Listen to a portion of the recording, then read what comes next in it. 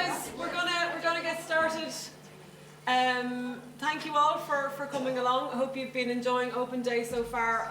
I'm Grace and I work with Trinity Access Programmes, and I'm here with my colleague Grania McInerney and some of our students, Wumi, John and Noella. So we're going to tell you a little bit about the Higher Education Access route first, and then the Foundation course for Young Adults and Liberties programme. So I'm going to kick off with the Higher Education Access route. If you have any questions, you can ask us at the end, or you can come up to us on the stand afterwards at any time today if you want to ask us anything one-to-one.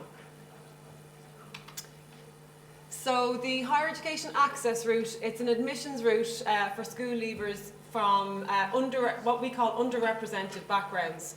So they are students who, for social, financial or cultural reasons, are underrepresented in third level and here in Trinity College. So, for example, depending on where you go to school or the area that you live in, your chances of making it to college can be a lot less or a lot more than the average Joe. So we have identified that there are particular schools and areas where we would like more students to come to Trinity College from those places. So here is a way of helping that to happen. And here is currently run by 16 colleges. So it's not just Trinity, all of the big universities and colleges of education also participate in the HERE scheme. So this slide tells you exactly which colleges run the scheme at present, okay? So as I say, all the big universities, DIT and the colleges of education. So just to be clear, and students and parents oftentimes are getting bombarded with a lot of information, HERE is not the SUSI grant. Okay. So the SUSI grant is sometimes called the Higher Education Maintenance Grant, and it's the financial support that the state gives to students from lower income backgrounds to help them deal with the costs of going to college. You can apply for the SUSI grant in May, and you can apply through susi.ie or through studentfinance.ie. But HERE is not SUSI, they're completely different. HERE enables you to get into college and hopefully also get through college. So HERE is basically a reduced points programme. So students who are eligible for the HERE scheme can get into college with a points reduction. So for example, if you were applying to a course in Trinity that was 450 points and you were eligible for the HERE scheme, the college may offer you a place on that course if you had 400 points, for example. So the college will reduce the number of points that you need to get into the course. And again, it works very similarly in all of the other colleges that were on that previous slide. So DIT will do the same thing, NUI Maynooth, UCD, etc. When you get into college through the HERE scheme, the college will also offer you supports to help make sure that you stay in and that you can get through to your graduation. So it's not just about getting in, it's also making sure that you come out the other side with your degree in your hand. So the colleges will offer financial support, academic support, social supports, personal supports to give you the best shot at getting through to your graduation.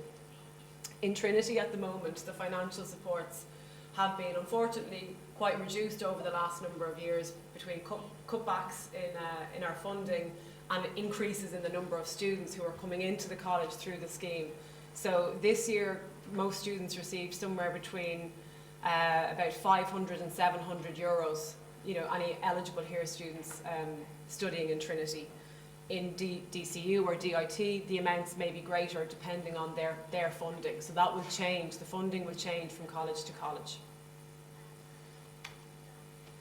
So how do you know if you should apply for HERE, or how can you work out if you might be eligible or not? There are 6 different, what we call indicators, so 6 different pieces of criteria that are used to assess each HERE application. You don't need to meet or tick the boxes on all of the 6, but you do need to meet some of them. In total, you have to meet 3 of them. And the first one a box that you must tick is the income box. So we look to see if a student's household income was below 48,811 euros in 2012. So that's the first piece of criteria and you have to fulfill that. So if your income is over that, then you probably won't be eligible for the scheme. The second thing that we look at is if you have a medical card, or if a parent or a guardian has a medical card. We also look at means tested social welfare payments, so we see if anyone in the house was in receipt of any particular types of means tested social welfare payments. The fourth thing we look at is something called socioeconomic group, and that essentially is what your parents do or the jobs they may have done in the past. So we will try to target students whose parents have particular kinds of jobs, like driving a bus, or cleaning, or being a waitress in a restaurant, or being a bartender. We won't be targeting students whose parents are doctors or solicitors, teachers, nurses, those kinds of occupations, okay? The fifth piece of criteria is the school that you go to. And again, we try to target students in specific schools called DEIS schools, D-E-I-S. DEIS stands for Delivering Equality of Opportunity in Schools. It's a scheme run by the Department of Education. So DEIS schools will tend to have less students progressing to college than other schools. And then the sixth piece of criteria is where you live, and if you live in an area of concentrated disadvantage. So some of these you will know before you apply whether you tick the box or not, but with others you won't know until after you've been through the assessment whether you ticked the box. And in particular, number 4 and number 6, it can be difficult to work out whether or not you tick those boxes before you apply. So my general advice to students is, if you think you tick the first indicator, the income one, well then look, go ahead and apply and see how you get on. So you must meet the right combination of indicators to be eligible. So you need to meet 3 indicators altogether, and one of them has to be the income indicator, okay? So in terms of how do you actually go about applying, the application form is on the CAO website. So you must register with CAO first, and once you've done that, by the 1st of February, you can go on and make your HEAR application. So under the My Application tab on the CAO website, there's a little box that says HEAR application, and you click it and it'll bring you into the HEAR application form. What we advise is that you get an application guide and workbook, and you can pick one up here today if you want to. And that contains all of the really crucial information about the HEAR scheme, but it also has a dummy application form laid out in the workbook. So it's a good idea to fill it in there first, and then transfer your answers across to the online application form. Quite a number of the questions you'll need the input of a parent or a guardian or whoever's looking after you at home in order to answer them correctly. So make sure that you get their input and advice before you go and make the application. You have to have all of the sections of the application form completed by the 1st of March. So that's the absolute deadline for making your application, and you can't change anything about your application after the 1st of March. So whatever is on your application form as of that date is what will be used to assess your application. So just bear that in mind. So there's no kind of going back to change answers after that. You'll be asked to submit certain pieces of documentation to verify what you've said on your application form. So you must send those to the CAO by the 1st of April. And when you complete the online form, you'll get a checklist at the end of it that tells you what documentation you need to supply, okay? And if you're confused or you don't understand the documentation that's been asked of you, if you just go back to the application guide and workbook, and it'll tell you there where to get the document and what the document is.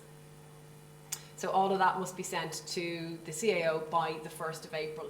So again, the deadlines are really rigidly imposed. So any documents arriving after the 1st of April won't be considered. Okay, so make sure that you get it in on time. So as I say, the checklist tells you exactly what you need. So you can print off your checklist at the end of your application form, and it's a good idea to do that. And then, just make sure that you supply whatever is being requested on your checklist. You'll know for sure if you don't give a document that's on your checklist, you cannot be eligible for here. Because if you don't supply the document, your application is incomplete. So the checklist is really, really important. These are the kinds of documents that are asked for, and most applicants will supply one or two pieces of documentation. So the kinds of documents that are requested are a P21 or a notice of assessment. They come from the Revenue Office, and they're basically an annual statement of earnings. So for example, I have a P21 stating my earnings from Trinity College, and I can get one of those every single year. So you may be asked to supply one of those for a parent or guardian for 2012. Okay. If a parent or guardian is in receipt of social welfare income, you'll be asked to supply a document from social welfare stating what the income is. And there's a few other forms there as well. So the most frequent kinds of documents that are requested are the social welfare document and a document from revenue. Okay. So in terms of tips and guidance, as I say, filling in the workbook first is very, very important, and getting the input of whoever's at home into the application form is also really, really important. A lot of the times we have students who come back to us during the summer, or a parent or guardian who can be quite irate and say, look, little Jimmy filled out the application form, but he left out, he didn't answer this section, or the answers he gave were completely inaccurate. I'm not working, I'm in receipt of social welfare, but he said I was working. So anything like that, there's nothing we can do at that stage to undo those kinds of errors. So make sure they don't happen in the first place, and just get their input when you're filling in your forms. The documentation that we request, you can get that documentation now if you want to. You could go off and start looking for it. If you leave it up until March to fill in your application, you might have trouble getting documents from Revenue and Social Welfare by the 1st of April. So try and get your documents together as early as possible. Revenue in particular can take 2 months to issue a P21. So just bear that in mind when you're gathering up your documentation. You don't need to send us originals, you can just send us photocopies. So you hang on to your originals. Keep proof of postage of anything that you send us. In your CAO handbook, at the back of the CAO handbook, there's a place where you can get a stamp from the post office. There's a little part on the back page of the CAO handbook. So if you're posting something down to the CAO for the HERE scheme, bring your handbook to the post office and get them to stamp it to say that yes, you have sent the document. CAO receive literally hundreds and thousands of pieces of documentation for various kinds of schemes. So stuff goes missing in the post, or something can be misfiled. It happens infrequently, but it does happen. So if you have your proof of postage, then you're covered if anything like that does crop up. And remember the deadlines. As I say, there is absolutely no flexibility with them. So if you miss them, then you miss them. Just very briefly, I'm not going to go into it too much, just to bear in mind that there is the DARE scheme also, the Disability Access Route to Education. It works very similar to the HERE scheme. So if you have a disability, the colleges will reduce the number of points that you need to get into courses, and then they also will offer you support when you're in the college. So the Disability Office here in Trinity, they're just across from us where we are now. If you want information on the DARE scheme, you can drop into them. So just to bear that in mind. The application also is on the CAO website, very like the HERE one. So that's pretty much a very quick run through the HERE scheme, and that information is quite basic. So if you do want to talk to anyone here today, please feel free to do so. We'll be holding application advice clinics on the 11th of January also. They'll be nationwide around the country. So If after today you go off and you start making your application, and if you run into any roadblocks or obstacles, you can sit down with a member of HERE staff on the 11th of January to go through anything if you want to do that. It's on a Saturday. So parents, guardians, guidance counsellors, students are most welcome to come. As I say, you must apply to the CAO by 1st of February in order to make an application to HERE, and 1st of March is the deadline for getting the application submitted. 1st of April is your deadline for your documents. You'll find out the last week of June, after the Leaving Cert is finished, you'll get a letter from HERE saying you're eligible for HERE or you're ineligible for HERE. If you feel like HERE has made a mistake and they've made an error in the assessment of your application, you can look to have your application rechecked in July, and you'll get a letter at the end of July saying how your recheck application went. And on the 18th of August, that's Monday, that's round 1 offers. So CAO will be issuing all of the offers for college on that date, and the HERE and DARE offers go out to students in the exact same way that any college offer is made on that day. And HERE will invite you to take part in an orientation programme, depending on the college you're going to, sometime between late August and early September. So I have 2 students here with me today. We have Wumi and we have John, who are both HERE students studying in Trinity. So I think they just want to say hello to you, just introduce themselves very quickly. So you can see some that we made earlier. Yeah. Hi, my name is Zoe and I do general science. I came through the HERE scheme, which I thought was really good because I got a lot of benefits from it. I got support from them socially and financially, because they helped me with assignments and stuff like that I didn't know how to do. So yeah, so you should apply for it. Hi everyone, I'm John and I'm doing science stuff as well.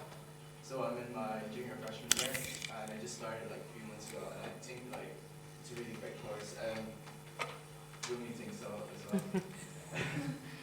Well, I think everyone should apply for the HERE scheme because the reduced points, without it I wouldn't be in here, standing right in this room right now. And there's the college orientation.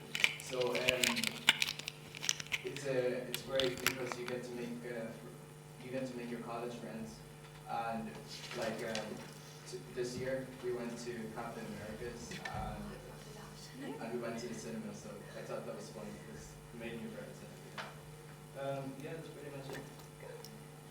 Thank you, John. Good afternoon, everyone. My name is Veronia, and I'm going to talk to you today about the foundation course for young adults and the university access course in Liberties College. So, the foundation course for higher education, some people might think, well, what is that? What do we do? Basically, this course is for you maybe if you feel that you're not ready yet to go directly into college, that perhaps you don't have the academic skills, and maybe you're worried you mightn't get the CAO points to get into college. The course is an academic and personal preparation course for degree level studies. It runs it's a 1-year full-time course, and it runs from September to May. And there are approximately 25 places on both courses. So 25 places on the foundation course, which is based here in Trinity College, and 25 places on the Liberties Access course, which is based in the Liberties. The course here in Trinity is free, but there is a fee, a registration fee in the Liberties course. And students who are registered as Trinity College if you go for the foundation course in TAP, and you're registered in Liberties College if you do the course there. So I'm going to talk a little bit about the foundation course and the course content and how it's structured, and then I'm going to talk about the Liberties course. The foundation course is made up of tutorials and lectures. Tutorials are smaller and they're more interactive, and a lecture is when maybe we stand up like this and we talk to you guys and you take notes. And the tutorials back up the lectures. And this happens in Trinity in Goldsmith Hall on the foundation course. The course is continuous assessment and exams. There are core subjects that you must do on the course, and they are IT, education guidance, and study skills. And then you can study a range of subjects. We have 4 streams. There's, 3 streams. There's an art stream, a science stream, and a social science stream. On the art stream, you will study history, philosophy, and English. And in the social science stream, you will study psychology, sociology, law, political science, and economics. I think I'm missing something that I can't remember. On science, and you would study in science, you do, and in the social science, you do maths and stats. And then in the science, you would do maths, physics, biology, and chemistry. So you can pick one of those streams, and each of those streams assist you in progressing into a particular degree in Trinity on the foundation course. Okay, so what happens at the end of the year? When you've done your study and you've done your core subjects and you've done your study on your stream, you're assessed through a mixture of continuous assessment and end of year's exams. And students who are successful and achieve the grade can apply to Trinity College to study a degree course there. You can also apply elsewhere as well, so we'll facilitate that. In the Liberties College, you will be studying core subjects, guidance, study skills, and information technology. And you will study a general studies degree from the Liberties College. When you apply to Liberties College, you are also linked to Trinity College through the Trinity Access programs. So we run a number of things, a number of taster activities, which include a mini Trinity week where you come in for a week and you sample lectures as they would be in Trinity College, and it assists you making the decision for what you're going to apply for next year. The Liberties College is the same as the Trinity College, the foundation course. It is done through continuous assessment and final examination, and you come out with a FETAC Level 5 General Studies. Those who are successful in the Liberties College can compete for places in Trinity College, and they can access other universities through the FETAC entry route as well. So for example, in UCD, NUI, Maynooth, DIT, and DCU. So who can apply for these courses? Students in TAP-linked schools, students in schools linked to another access programme in another college in the Greater Dublin area, and students who meet the socio-economic criteria outlined by here. There are some academic criteria to access the courses. You must get a minimum of a C3 or higher on 1 Leaving Certificate honours paper. You must also pass 5 of the Leaving Certificate papers, and you must also present with maths and English. So you must pass maths and English. You may present with foundation level maths. And FETAC and LCA are also considered as for admission to the foundation course. So the application process, if you're applying to the foundation course for higher education and you're applying to Liberties, it's just one application, so it's nice and simple. You can tick 1 or 2, and you must do it online. The application form is going live next week, and it will close in February 7th.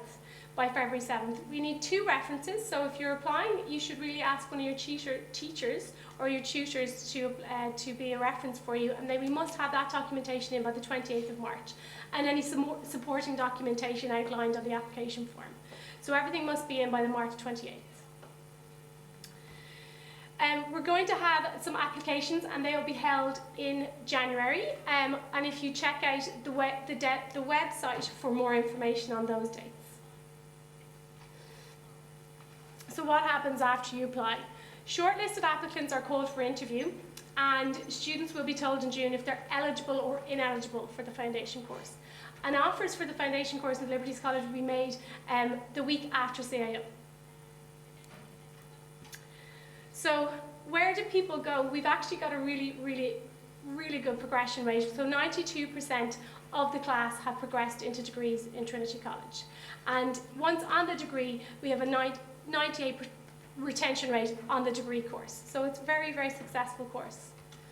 Here will give you an idea of where some of the students went after completing the foundation course in higher education studies.